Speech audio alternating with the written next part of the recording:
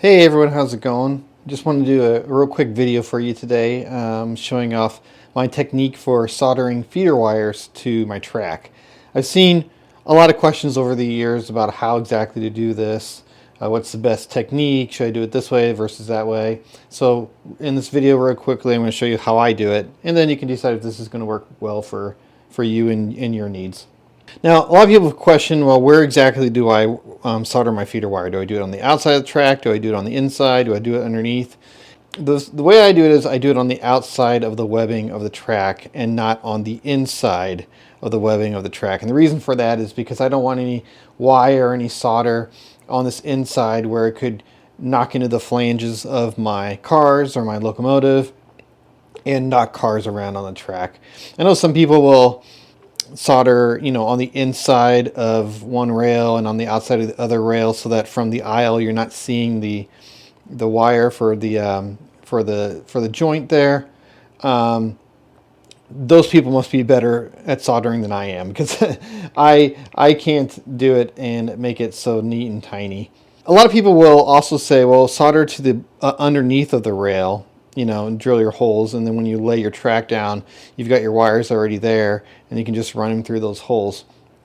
I found that to be very difficult to do that, and then ensure that your track is lining up both to the holes and then to like your switches and everything else around it, so that all the track comes together nicely. I don't know what it is, but with me, I'm not able to measure that so accurately so that I can make sure it lines up to those holes perfectly every time. They might be off, and so you're having to like really kind of wiggle it around in order to try to get it to fit there. And it's just, I'd rather not fight both the wiring and getting the track to lay out perfectly at the same time. I'd rather have my track lay out perfectly, and then once it's all laid in and solid, then go back in later and add the wiring. So I do mine to the outside of the track, and yes, it does make it visible. However, after you've weathered it, added your ballast and everything, it's so, an imperceptibly small blemish, if you will, on your rails that no one's going to notice. And the people who are noticing those kinds of things and saying something about it, just don't invite them back to your layout. It's one of these things in model railroading. You know what it is, you know why it's there, you deal with it and you move on. Now, this is a technique I've been using since I was a child, and it hasn't let me down, so we'll be doing it for this. So first thing I do is I strip the insulation off of the wire, and I strip about 1/4 of an inch of it off, maybe a little bit more than that. It doesn't have to be a ton. And that's pretty thick insulation, so it took a little bit to get it off there. So that I have just bare wire. You can see the bare wire there as well. And next thing I'm going to do is I'm going to go ahead and bend this wire into such a way so that I can lean it up against the track. First thing I'm going to do is I'm going to bend it. I'm going to grab the wire and then just kind of bend it kind of away, sort of perpendicular to the track.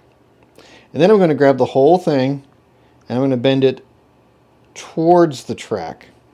Okay? Get a bit of a close-up on that so you can kind of see that shape there. It's bending now towards the track, and then I have that extension that goes off to the edge. Now I'm going to come back here. I'm going to trim off this excess bit of wire here. I don't need quite as much there.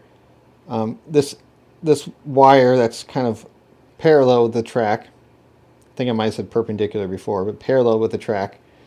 That's the part that's going to lay up against the rail, but it doesn't need to be very long. So you can see how long those guys are now. Okay. Now, next thing I'm going to do is add a little bit of solder paste flux to the webbing of the rail. And I use kind of the pasty kind. There's a liquid flux as well. I don't feel like that works very well. At least I haven't had much luck with it. But that's just going to help our solder flow for us. My next step is going to be what's called tinning the wire. So I'm going to take my soldering iron and I'm just going to add a little bit of solder to the wire itself. And this is just kind of getting it kind of ready for when I actually solder it to the rail. You might see there's a lot of smoke coming off of there. Do not breathe that smoke in. Quick tip is to hold your breath when you're soldering. I have breathed in solder smoke one time, and it is the worst thing ever. Okay, now we're ready to go ahead and press our wiring down against our track. I'm going to pull from underneath as I press down from the top. And then I take a file, I just take the handle into the file, and I just kind of help to like, use that to help to kind of get the wire pressed up against the rail like you see right here. And I'm just going to go ahead and touch the soldering iron to that wire, and along with some additional solder to help kind of solder on the track. Now, you may find, especially if you're new, that you're holding the soldering iron down against the track for quite a long time to get the solder to do what you want.